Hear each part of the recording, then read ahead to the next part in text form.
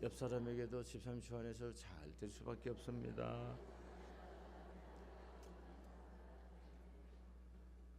우리가 사용하고 있는 하나님의 말씀이라고 하는 이 성경은 1600년 동안에, 이건 한 사람이 기록한 것이 아니라 1600년 동안에 40명의 사람이 기록한 거예요. 이 성경의 핵심은 뭐냐면 예수 그리스도입니다. 그럼 구약은 오시는 예수님에 대해서 예언하고 그것입니다. 그러면 신약은 그 구약에 예언된 예수님에 대해서 증언해 주는 거죠. 신약 성경에서 어떻게 예언했던, 구약에서 예언했던 것이 성취됐는가를 증거해 주는 겁니다.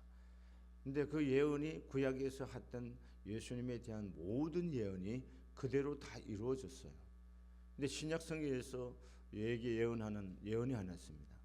우리 주 예수 그리스도께서 다시 오시겠다고 하는 거. 그 예언만 아직 남아 있습니다. 그거는 우리 주 예수 그리스도께서 구약에 예언하신 대로 이 땅에 오셔서 베들레헴에 오시고 또 처녀의 몸에 오시고, 이 다양한 모든 구체적인 것들을 다 하나님께서 이미 수백 년 전에 말씀하셨던 그 예언대로 오셨어요. 그러니까 우리가 예수님이 왜 구원자가 되시고 메시아가 될 수 있느냐는 것은 단순히 예수님은 인류의 어떤 좋은 스승이 아니고 메시아입니다. 하나님의 아들이시고 그분이 우리의 구원자이신 이유 중에 가장 명료한 것 중에 하나가 뭐냐면은, 여러분 부처님이 어디에서 태어날 것이라고 100년 전에 한 얘기도 없습니다. 어떤 모습으로 올 것이라고도 얘기한 적이 없어요. 또 마호메트 선지자가 어떻게 이 땅에 올 것이다, 어느 곳에도 없습니다. 그런데 성경은 예수님이 태어나시기 700여 년 전부터 예수님께서 어디에 어떤 모습으로 누구를 통해서 올 것이라고 아주 자세하게 예언되셨고, 그 예수님은 예언하신 대로 이 땅에 베들레헴에 태어나시고 여자의 처녀의 몸에 태어나시고, 그리고 예수께서 어떻게 사실 거고 어떻게 죽으시고 어떻게 다시 살아날 것에 그대로 예언하신 대로 예수님이 사셨습니다. 그래서 예수님은 인류가 스승이라고 하는 그런 사람들과 차별화된 하나님의 아들이신 메시아다는 거예요. 그래서 그로 말미 그의 이름이 아닌 다른 이름으로는 뭐가 없어요? 구원이 없다는 겁니다. 자, 이 예수님이 이 땅에 오셨어요. 뭐하러 오셨어요? 예수라는 이름 자체가 구원이라는 얘기예요. 예수님은 이 땅에 구원자로 오신 거예요. 구원자로 오셨는데 어떻게 오시냐? 700년 전에 이사야 선지자로 하신 말씀대로 보라, 처녀가 잉태하여 아들을 낳으리니 것이요 그의 이름을 임마누엘이라. 이것은 이사야 7장 14절에 있는 말씀입니다. 이사야 7장 14절에 있는 말씀 그대로 오늘 본문의 말씀에 보면은 21절부터 22절, 아들을 낳으니 이름을 예수라라. 이는 그가 자기 백성을 그들의 죄에서 구원할 자이심이라 하니라. 이 모든 일이 된 것은 주께서 선지자로 하신 말씀을 이루러 하심이니 이르시되, 23절 함께 봅니다. 시작. 보라, 처녀가 잉태하여 아들을 낳을 것이요 그의 이름은 임마누엘이라 하리라 하셨으니, 이를 번역한즉 하나님이 우리와 함께 계시다. 거기 23절에 거기에 보면은 기억시라고 해놨어요. 기억이 있어요, 없어요? 있죠. 거기에 이 기억을 보면은 이사야 7장 14절을 표기해 놨습니다. 여러분, 이것은 바로 하나님께서 700여 년 전에 이사야 선지자를 통해서 말씀하신 그대로 처녀가 잉태하여 아들 낳을 것이다, 그대로 이루어졌다는 얘기를 증거하고 계시는 겁니다.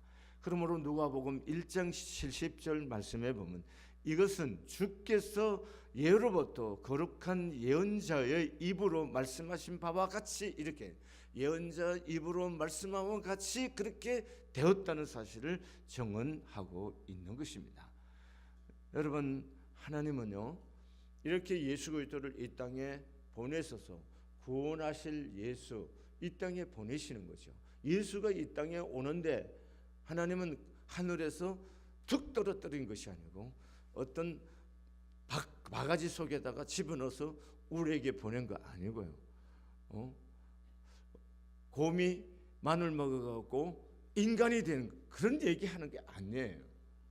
누구를 통해서 오신 거예요? 사람을 통해서 하나님께서 구원할 메시아를 이 땅에 보내주셨어요. 누구를 통해서요? 사람을 통해서. 자, 구약성 창세기에 보면 하나님이 사람을 지으신 것을 후회하셔요. 너무 속상해하시고 가슴 아파하고 못 견디려 하시 하나님이. 그래서 인간을 심판하시기로 하나님이 작정하셔요. 그런데 그 심판하는 그 가운데 하나님이 또 인간을 구원할 사람을 예비하십니다. 그게 누구일까요? 누구인가요? 노아입니다. 여러분, 하나님은 사람을 구원하시고 하나님의 일을 진행시켜 갈 때 반드시 누구를 통해서 하느냐면 사람을 통해서 한다. 누구를 통해서 한다? 사람을 통해서 한다는 겁니다. 이 사람을 통해서 하는데 이 사람들이 하나님의 일을 이루실 이 사람들이 있어서 노아라든가 오늘 하나님의 아들이신 예수를 이 땅에 보내는데 누구를 쓰시냐면 마리아와 요셉이라고 하는 사람을 썼었어요. 그 쓰는데 하나님이 고용하여 쓰임받는 사람들의 특징이 있다. 그게 뭐냐 하면은 창세기 7장 11절에 보면 노아에 대해서 얘기를 하는데 여호와께서 노아에게 이르시되 너와 내 온 집은 방주로 들어가라. 내가 이 세대 내 앞에서 의로움을 내가 보았음이라 그래. 자, 하나님께서 사람을 보면 견디지 못한 상처를 받고 마음 아파하셨는데 그러는 가운데 한 사람 노아만 보면 하나님이 기뻐하셨어요. 그게 어디냐면은 6장 8절에 보면 그러나 노아는 여호와께 은혜를 입었더라 그래. 개역 성경에 노아는 은혜를 입었단 말을 쓰는데 다른 번역 버전에 보면은 노아는 하나님 앞에 기쁨이었더라. 이게 중요하죠. 하나님은 노아만 보면 뭐요? 기뻐져. 사람들 중에 못 견디는데 노아만 보면 하나님의 마음에 위로를 삼고 하나님이 기뻐하셨어요. 그럼 왜 그랬을까요? 그게 7장 1절에 노아는 하나님 앞에 의로움이었더라. 의로운 사람이었다. 이렇게 말하는 겁니다. 그런가 하면 우리가 요셉이라는 예수의 아버지로 쓰임을 받는 요셉이라는 사람도 보면 자기의 정혼한 약혼에 정혼한 요 마리아가 자기와 잠자리를 한 적이 없는데 그 자기 약혼녀가 아기를 잉태했어요. 그럼 얼마나 노아가 요셉이 상처를 받았을 거예요. 그래서 노아는 뭐요? 그 마음이 의로운 사람이라 하나님 앞에서 가만히 사랑하는 마리아가 상처를 받거나 고통 없이 받지 않도록 내몰리지 않도록 하기 위해서 가만히 끊고자 생각하고 있었어요. 이게 중요한 거죠. 그때 노아 하나님께서 꿈에 현명하셨어. 마리아가 잉태하는 사람은 남자를 통해서 생긴 게 아니고 하나님이 구원하실 메시아인 아들이시다. 그의 이름은 임마누엘이라 할 것이고 그는 예수라 이름을 지으라고 말씀하는 거예요. 근데 성경이 이렇게 증언합니다. 19절에 보면 그 남편 요셉은 의로운 사람이라 죄를 드러내지 아니하고 가만히 끊고자 하여. 자, 요셉이랑 노아랑 공통점이 있어요. 그 공통점이 뭡니까? 의롭다는 거예요. 의롭다는 거. 하나님이 누구를 고용해 쓰시느냐? 의로운 사람을 쓰시는 거예요. 이거 굉장히 중요한 거죠. 여러분, 우리가 이 땅에 사는 날 동안 누구를 통해서 쓰임 받느냐? 이게 얼마나 중요한 겁니까? 여러분, 대통령 부름 받아 오라 그러면 여러분 아무것도 생각 안 하고 다 정리하고 바로 갈 겁니다. 청와대 오라 그러면. 여러분이 누군가를 쓰임을 받는다는 게 이렇게 중요한 건데 하나님 앞에 쓰임 받았다는 거예요. 그럼 그 하나님 앞에 쓰임 받는 사람, 하나님은 사람을 통해서 반드시 이 땅에 당신의 일을 이루시는데 사람을 고용한다는 거예요. 당신의 사람으로 부르신다는 거예요. 그 부름받아 쓰임 받는 사람의 특징이 뭐냐? 의로운 사람이라. 이게 중요하지 않습니까? 의로운 사람이 뭘까? 여러분과 제가 그리스도 예수 안에 있으면 다 의롭다 함을 받았다고 그랬어요. 다시 말하면 우리는 죄인이에요. 죄인인 우리가 죄값, 죄 때문에 하나님과 관계가 털어져서 하나님 앞에 죄인입니다. 그런데 우리의 죄를 예수님이 십자가에서 담당해서 죄를 처리해 주셔서 하나님이 우리를 볼 때 죄인으로 보지 않고 죄인으로 보지 않고 의롭다 하고 보는 거예요. 그래서 우리는 의인이 된 거예요. 무슨 말인지 알죠? 그러면 죄는 하나님과 우리 사이를 털어져서 어그러지게 하는데 이 죄 문제를 해결해서 하나님 앞에서 우리와의 관계가 바르게 되었다는 거예요. 바르게. 그래서 뭐예요? 하나님 앞에서 우리가 의로운 사람으로 의롭다함을 받는 사람이 되었다는 거예요. 그러면 의가 뭐냐는 거예요. 의롭다는 것은 하나님 앞에 바른 관계를 가지고 있다는 거예요. 아멘이세요? 그러면 구약 성경에서 예수의 피값으로 바르게 된 신약의 사람들과 다르게 노아랑 요셉은 뭐예요? 늘 하나님과의 올바른 관계 속에 있었던 사람들.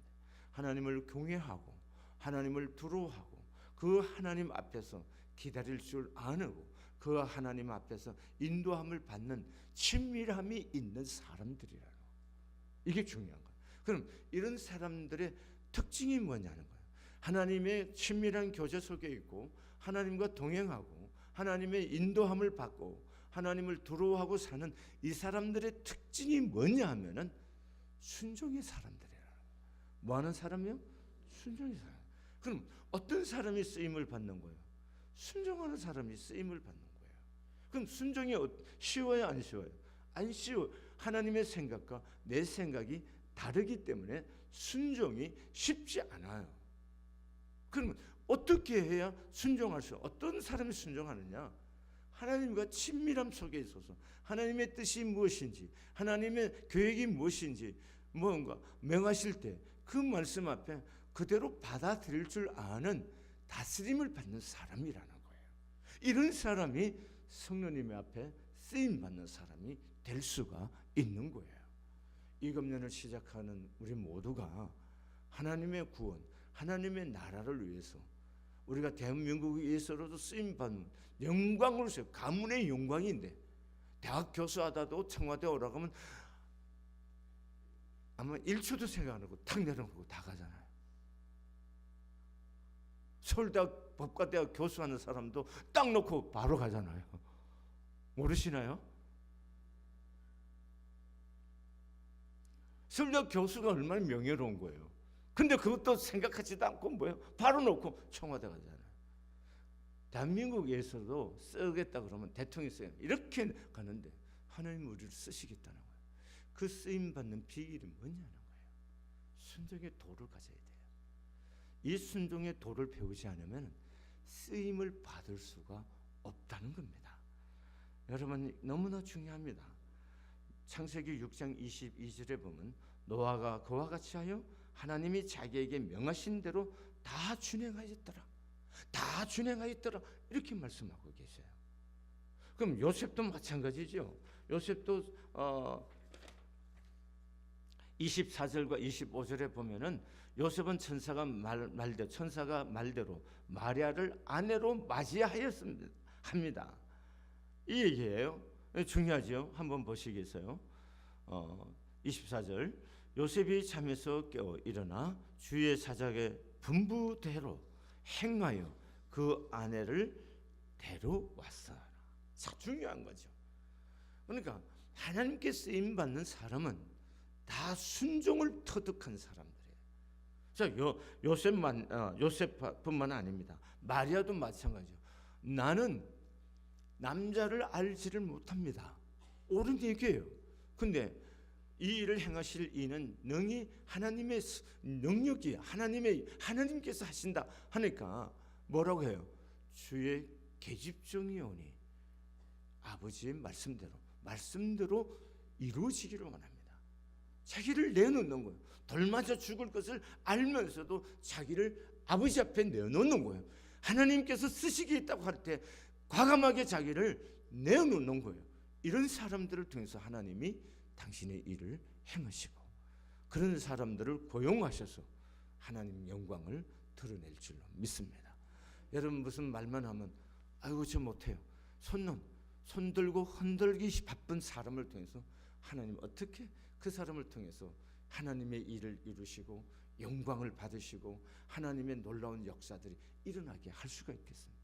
이 금년에도 손 흔드는 사람들을 통해서가 아니라 부족하지만 예라고 말을 하고 하나님의 앞에 순종해드린 그 사람들을 통해서 하나님 이 금년에도 하나님의 교육하신 그 일들을 이루어 가게 될 줄로 믿습니다. 그러면 이렇게 순종하면은 어떤 역사가 있느냐 하면은 하나님이 지켜주십니다. 뭘 하신다고요? 순종하는 사람들을 하나님이 지켜주십니다. 마리아가 하나님 앞에 순종하였더니까 누가 지켜주셨어요? 주님의 천사가 요셉에게 나타나서 그 상황을 설명해주고 요셉으로 하여금 그 사실을 타박하지 않고 마음에 상처를 주지 않고 자연스럽게 그 사실을 받아들이고 마리아를 보호하게끔 요셉의 마음을 요셉을 준비시켜 주셨고 요셉으로 하여금 마리아를 지켜주시도록 이끌어 주셨어요.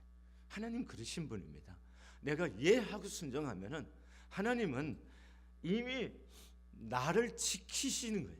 나를 찾아오셨던 그 하나님은 내 살아가는 순간순간 매 사건마다 하나님이 예비해 주셔서 하나님께서 나를 지키시고 이끄시고 인도하시는 하나님이신 줄로 믿습니다.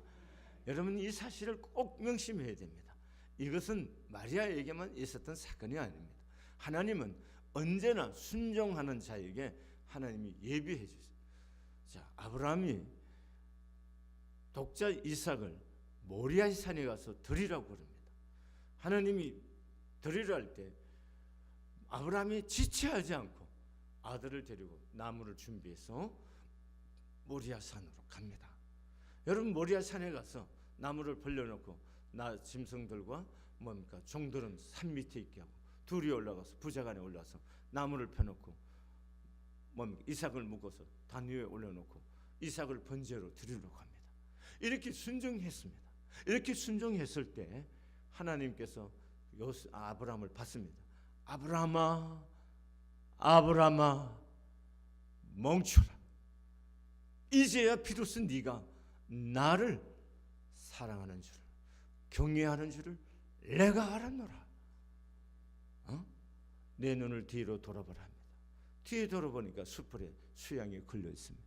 그 양을 잡아다가 하나님께 제사를 드렸습니다. 그래서 그 제단을 뭐예요? 여호와 이레라고 하는 거예요. 자, 우리가 순종하면은 하나님이 지켜주시고 하나님이 준비해 주시는 하나님이십니다. 이걸 아셔야 되는 거죠. 자,